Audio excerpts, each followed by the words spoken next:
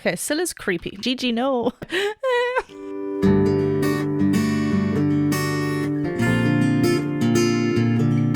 Am I finally going to understand who/what Scylla is? I think so. Hello everyone, welcome back to my channel. I'm Jennifer Glatzhofer, but you can call me Jen. I'm a singer and a voice teacher, and yes, today I will be jumping onto Scylla from the Thunder Saga from Epic the Musical by Jorge Rivera Herrans. This animatic video is by Gigi, and as always, this is a reaction and an analysis video, so I will be stopping and talking about the vocals. If you'd rather watch the full video uninterrupted or listen to the song uninterrupted, I've left the links to the original video in the description below. Do go ahead and click on my Patreon link as well, which can also be found in the description below. You get all of my epic reaction and analysis content before they come out over here on YouTube. There's lots of fun updates over there, lots of behind the scenes footage, monthly chats, Discord access, and something that might pop up in the updates over on my Patreon are updates to my new upcoming single release. That's right, more original music is coming. If you haven't heard I'm Not a Fan or Voice of My Own, do go and do so over on any major streaming platforms. It's under my name, Jennifer Glatzhofer, but more music is coming this month, so keep your eyes peeled. Right, do hit that subscribe button and the bell button, and let's get to Scylla from Epic the Musical. All I know at this moment is that Scylla comes with a cost, so I'm not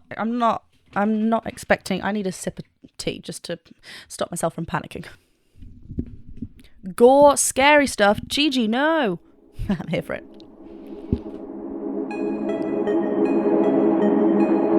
The lair of Scylla. This is our only way home. Oh. Deep down. You're quiet today.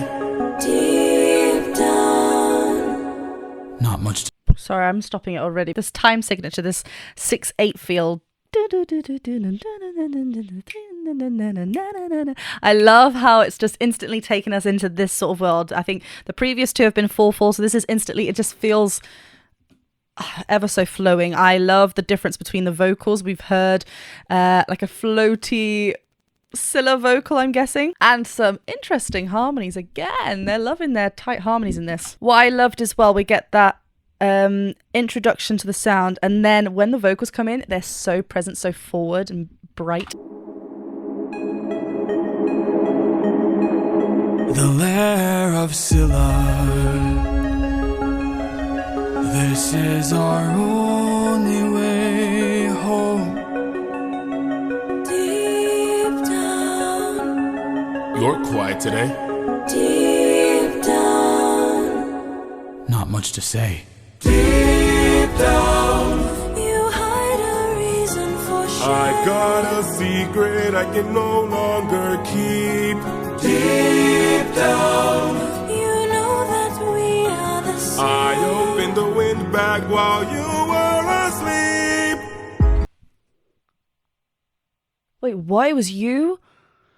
Okay, so obviously please do hold back from sharing spoilers in the comments. I try not to like spoil myself, but sometimes you just can't help yourself. And there was a lot of discussion about Eurylochus from the Circe saga, where he didn't go into the room, wasn't turned into a pig. He was the one that came back. Did something happen? But anyway, he's come forward now. He's just shared the news that he was the one that opened the bag back in the Ocean saga. I'd chuck him off. No joking. Deep, deep down, You know that we are the same. I opened the wind bag while you were asleep.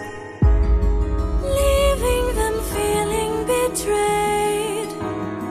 Breaking the bonds that you've made. I'm so sorry. There is no price we won't pay. Forgive me. We both know what it takes to survive. Okay, Scylla's creepy. I'm a bit scared.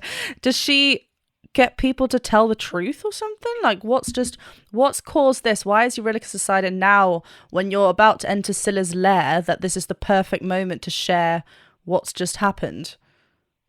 Like, it doesn't make any sense. Like, did he just have it burning inside and this is the moment he decided to say?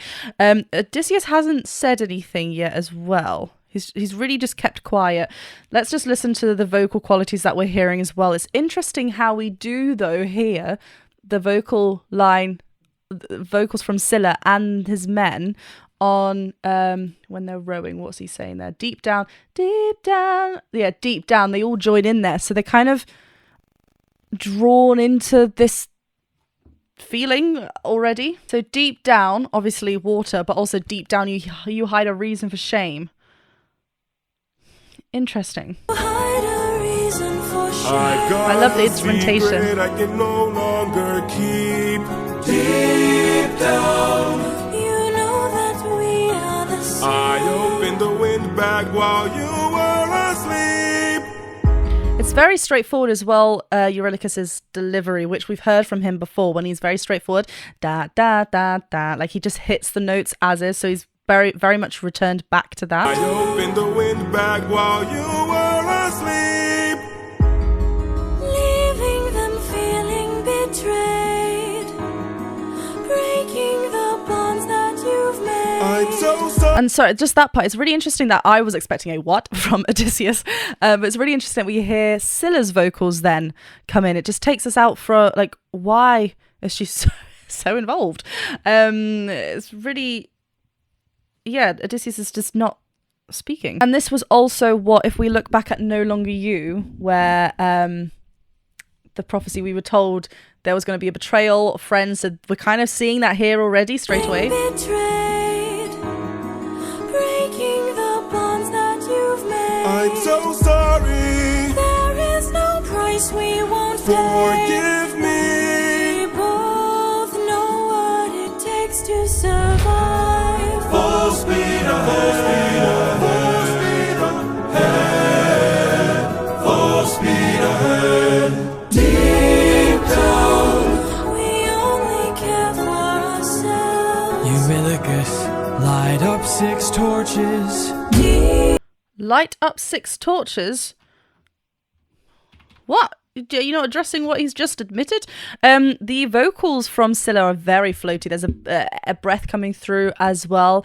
Just continues this floaty kind of feel. Also, I love the way how we get Full Speed Ahead. Obviously, that's come back lyrically, but it's not sung the same way. They're kind of taking the same vocal quality that we hear from Scylla, and there's interesting breaks as they're full speed ahead. Like, it just kind of breaks things up, which is really interesting. What it takes to survive. Full speed ahead. Full speed ahead. Those overlays as well, really nice. Full speed ahead. It's like a delicate way. We only care for ourselves. Eurylochus, light up 6 torches. Deep down, we're lonely demons from hell. Captain, something approaches. It's Scylla. Oh, there she is.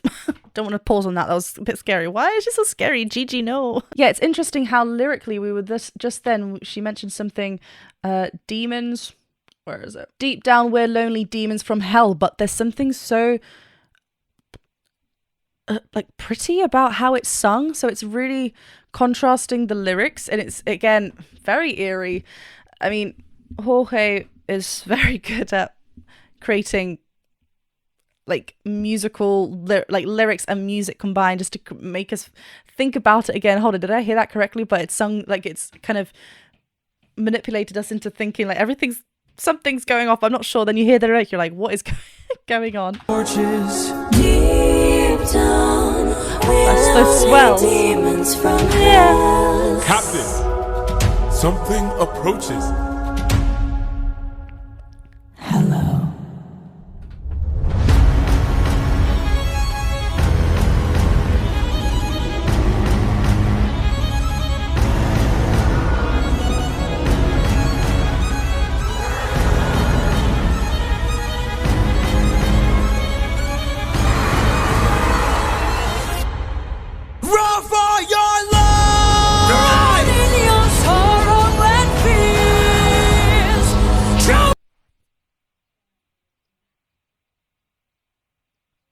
Okay, I swear, each saga has another thing that is a thing from nightmares.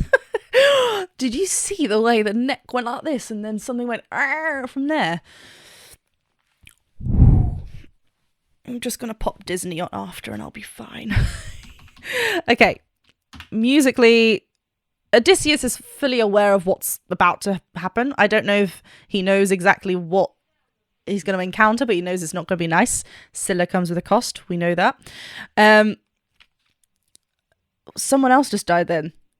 Light up 6 torches. Someone's died. Musically, there's drums are coming in, and vocally, we get a different delivery from Scylla. It's a lot more rough. It's a lot more like the breath has gone, the legato's gone. It's very bitey, very punchy, very different. Ooh. And listen to those.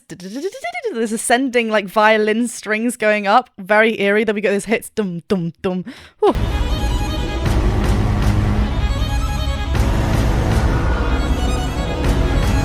That's scary.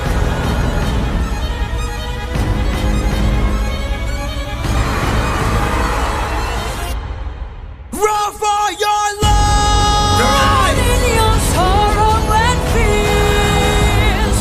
Choke on your blood and your tears. Bleed till you run out of years. We must do what it takes to survive. Give up your Whew. Okay, this is some harsh vocals coming out. I was not expecting this from this singer right here. There's so much grit and energy driven from the vocals. There is a running theme of survive in this whole saga. In the first one, I will help you survive, come here, and obviously wasn't true. Second one, different beast. Something they also had something about surviving when the ensemble came in at the end, and now here again we're talking about this is how we're going to survive. That's obviously at the forefront, but everyone else around them is very much manipulating them into thinking they're gonna survive by I don't know what's going on. It's just interesting how animatic wise how Odysseus is just kind of letting it happen in this shot in the background, and it's like he knew obviously it was going to happen, and he is keeping rather quiet in this song and just kind of shouting the orders, embracing the chaos.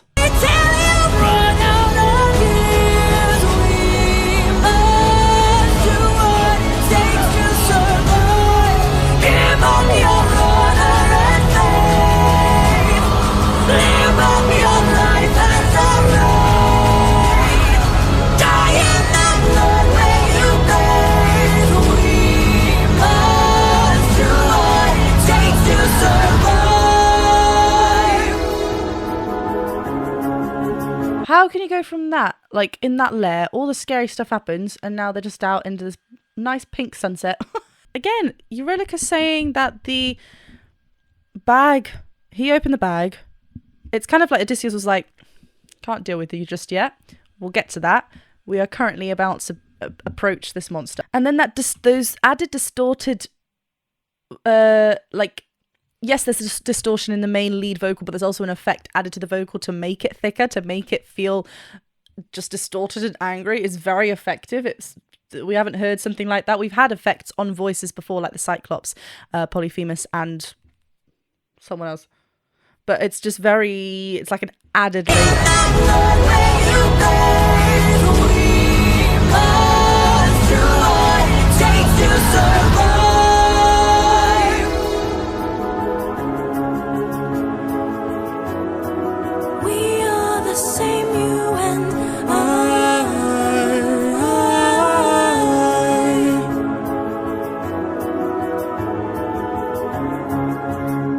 Whoa.